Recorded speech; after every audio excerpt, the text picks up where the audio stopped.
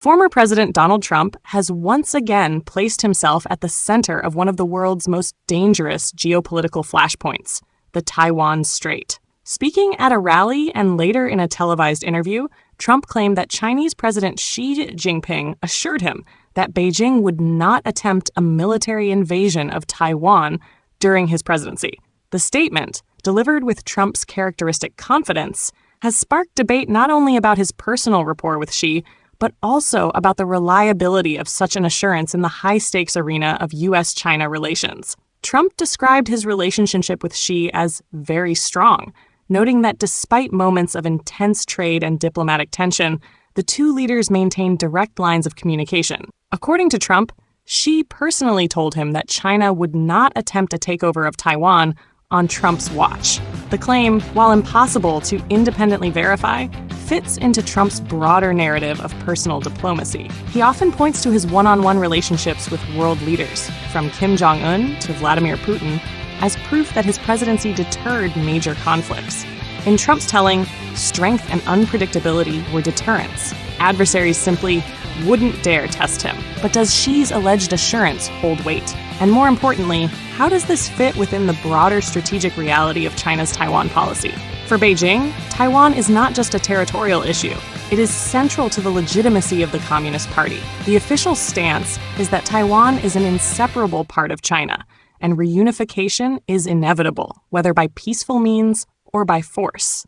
Xi Jinping has tied his leadership legacy to the eventual resolution of the Taiwan question. Under his rule, the People's Liberation Army, PLA, has undergone rapid modernization, with significant investments in naval power, missile systems, cyber capabilities, and amphibious warfare. Military drills simulating blockades and invasions around Taiwan have become routine, particularly after high-profile U.S. visits to Taipei. Still, Beijing has often calculated its timing carefully.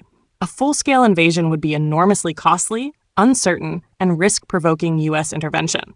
This is why, even if Xi did offer Trump such an assurance, it would have been less a promise than a reflection of China's strategic caution at that time. Trump's presidency was marked by sharp shifts in China policy. On the one hand, his administration waged a bruising trade war, sanctioned Chinese companies, and expanded military cooperation with Taiwan.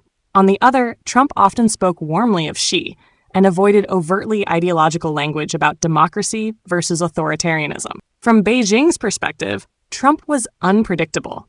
His willingness to impose tariffs and sanction tech giants like Huawei demonstrated that he could be disruptive in ways that harmed China's interests. At the same time, his skepticism about alliances sometimes led Chinese officials to believe they could manage U.S. relationships in Asia on a bilateral basis.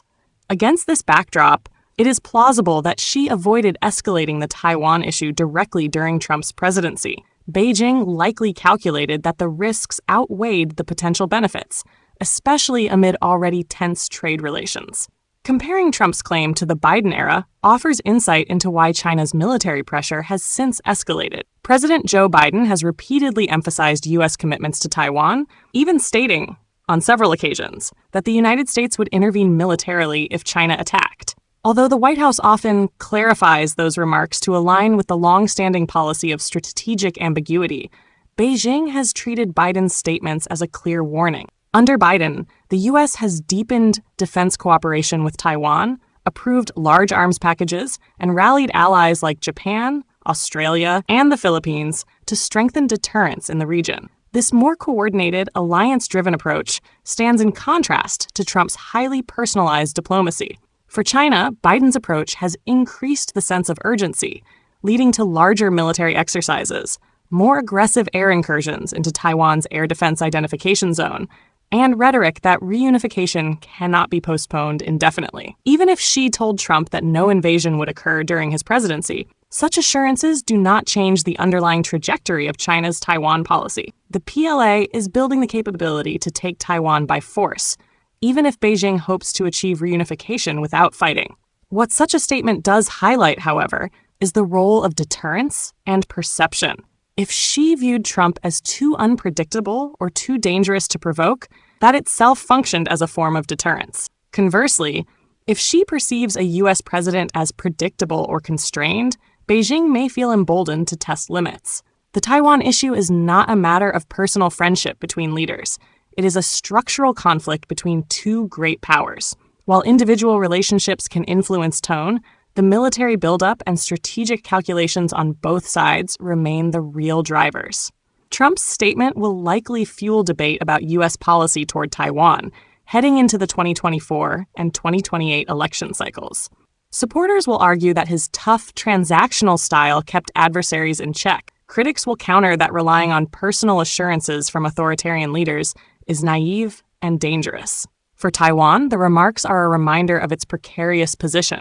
Taipei cannot depend on the mood of a single U.S. president, but rather on sustained bipartisan commitment to deterrence.